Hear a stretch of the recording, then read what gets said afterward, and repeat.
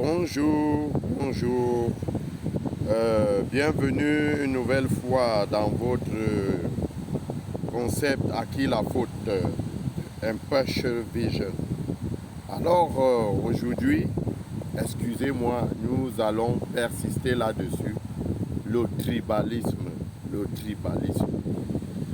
a des fins politiques.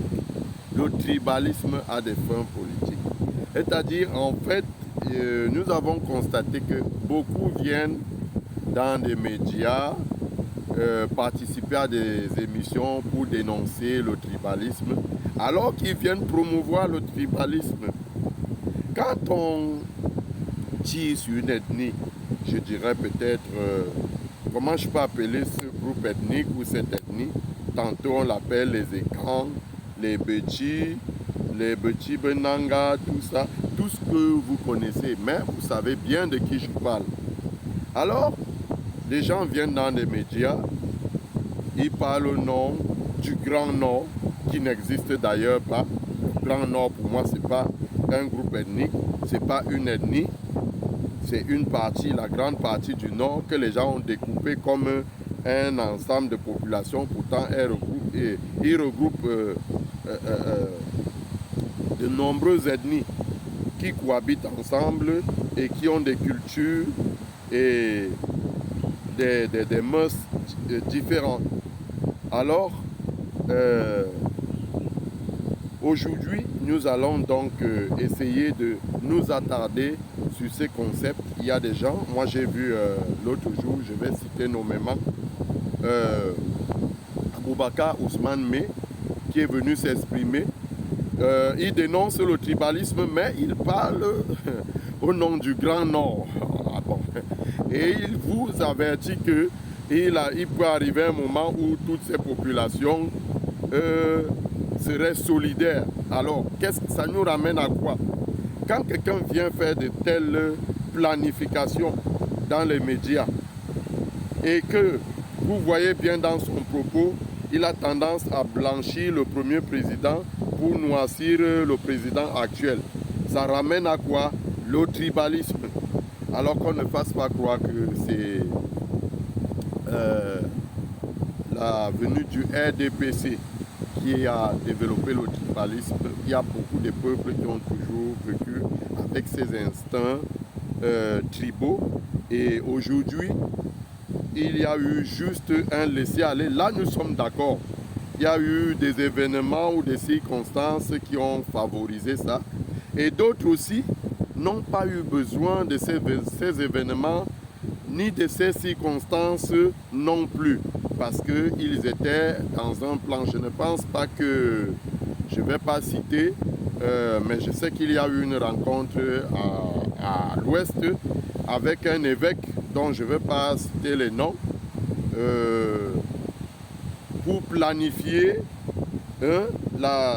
l'ascendance d'une ethnie sur toutes les autres, comment cette ethnie doit procéder étape par étape. Il y a eu des textes et qui sont appliqués aujourd'hui. Quand vous voyez le fonctionnement de ce groupe ethnique-là, alors vous comprendrez que ces textes que nous avons reçus, que moi je les ai, ces textes ne sont pas des inventions, parce que vous regardez, c'est comme ça. Et on va parler toujours de l'État, l'État qui favorise, l'État qui favorise. Ce n'est pas l'État qui vous demande d'aller augmenter les prix, le coût des trucs, des produits de première nécessité dans les marchés. Ce n'est pas l'État qui vous demande d'initier des projets tels que occuper toutes les terres du territoire national, s'acquérir toutes les terres du territoire national. Ce n'est pas l'État qui favorise ce genre d'idées-là. Bon, je pense que la plupart d'hommes d'affaires de ce pays, quand on compte en majorité, ce n'est pas les ressortissants de l'ethnie du chef d'État camerounais. Je pense aussi que la plupart d'hommes d'affaires, c'est ça que je disais, ne sont pas des ressortissants, excusez-moi de me répéter, ne sont pas des ressortissants de l'ethnie du chef d'État, si on calcule en termes de pourcentage, je crois que dans l'ethnie ou le groupe ethnique auquel appartient le chef d'État, l'actuel chef d'État camerounais, son Excellence Paul Biya, je pense que le pourcentage est très infime. Je ne sais même pas s'il y a des hommes d'affaires reconnus comme tels qui appartiennent. Alors qu'un système qui est tribaliste, ce système gagnerait d'abord à couler tous les hommes d'affaires qui ne sont pas ressortissants de la tribu qui gouverne. Et pour les couler pour un État, ce n'est qu'un jeu d'enfant. S'il y avait effectivement ce tribalisme ciblé par le pouvoir camerounais, alors je pense on aurait plus favorisé, donné des fonds à des familles issues de ces ethnies-là pour devenir des grands hommes d'affaires. Donc, si ça n'a pas été fait, ça veut dire qu'il y a un groupe de personnes qui s'en est accaparé tout le Cameroun, toutes les richesses, tous les biens, et ce groupe est composé de façon hétéroclite. Et il y a des ressortissants de toutes les régions. Parce que j'ai vu, quand je vais revenir sur Aboubakar Ousmane Meh, dont le frère est ministre, le père était gouverneur et tout, mais il se plaignent aujourd'hui, comme si nous, on n'avait pas droit, nous, nos familles, parce que c'est nous qui devons nous plaindre. Je ne connais pas, mon père n'a jamais été ministre, il n'a pas été gouverneur non plus et tout. Moi, je suis un intellectuel, je suis allé à l'école. Aujourd'hui, je me bats dans de l'auto-emploi. Je fais de l'auto-emploi. Je crée mes activités, j'ai créé mon média. Et aujourd'hui, des gens qui ont tout bénéficié depuis avant les indépendances, leurs parents étaient intégrés, sont leurs parents qui ont signé les conventions esclavagistes, qui ont contribué à signer des conventions esclavagistes que nous subissons jusqu'à aujourd'hui, qui viennent se mettre dans des médias pour nous dire que non, bon voilà, le tribalisme a fait tant, le tribalisme a fait tant et tout, et se plaindre qu'ils ne sont pas pris en compte. Je vais vous prendre dans mon prochain numéro, je vais vous montrer plusieurs localités de la région du centre.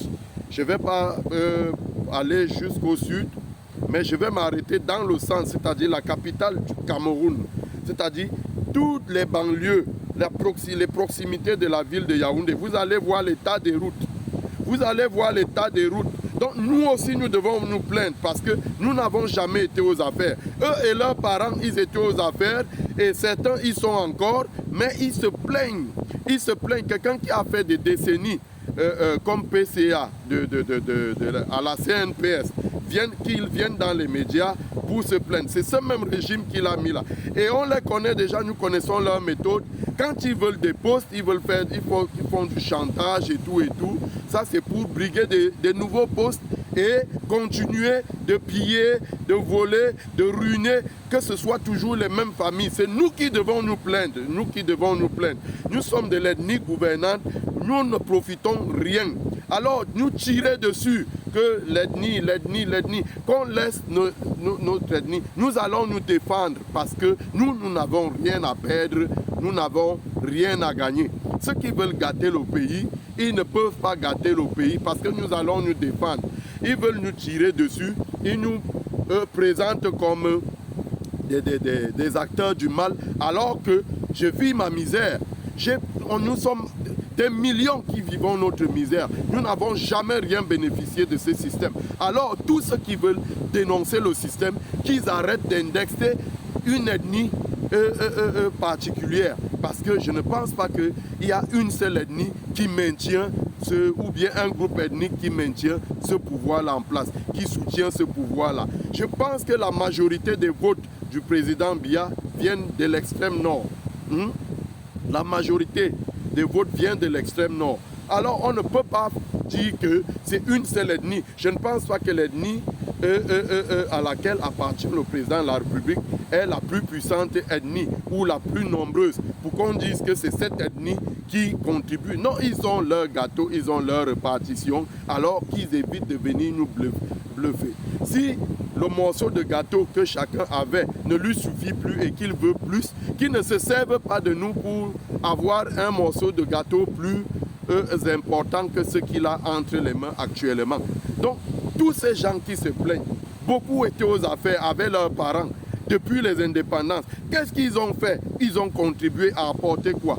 Parce que quand on parle, rappelez-vous, j'ai des images que je vais vous montrer dans mon prochain numéro. Yaoundé en 1982. Yaoundé était quoi? L'axe Douala-Yaoundé n'était pas goudronné, qui relie les deux capitales, ce n'était pas goudronné. Quand on vient nous raconter des histoires aujourd'hui, c'est comme si nous étions des animaux et qu'on n'a même pas de faculté à pouvoir faire rétro, hein, pour voir en arrière, il y a 10, 30, 40 ans, comment le Cameroun était. Et aujourd'hui, les gens sortent de nulle part, les gens sortent de partout pour venir nous chanter le tribalisme alors qu'ils viennent promouvoir le tribalisme. Quand quelqu'un vient parler pour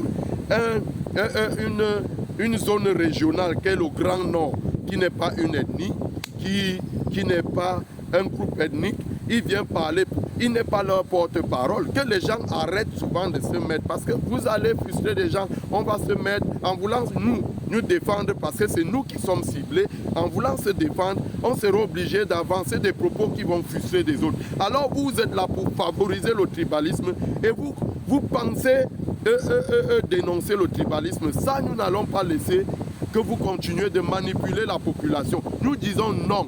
Battez-vous politiquement avec des projets politiques. Ne vous battez pas politiquement avec le dénigrement, avec la diffamation, avec des accusations non fondées envers des individus et des groupes ethniques que ce soit. Je pense que ce n'est pas un plan politique constructif.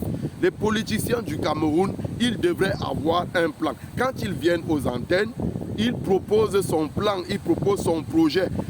J'ai vu cette émission où on parlait d'unité nationale, mais le projet, on n'a même finalement pas parlé d'unité nationale. Et les animateurs de cette émission, je me demande pourquoi ils n'ont pas interrompu ou bien recadré leur invité de façon à ce qu'ils parlent de l'unité nationale. L'unité nationale, qu'est-ce qui n'a pas marché? Chacun a sa part de responsabilité. L'unité nationale, qu'est-ce qui a marché?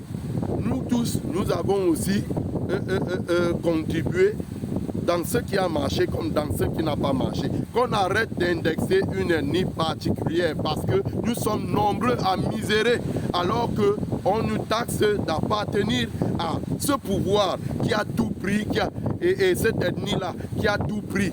Non, nous n'avons rien. Nous continuons de misérer et nous disons non, arrêtez de nous indexer parce que vous êtes en train de favoriser, de nourrir la haine, la division en tenant certains propos devant les médias. Merci, je vous reviendrai bientôt.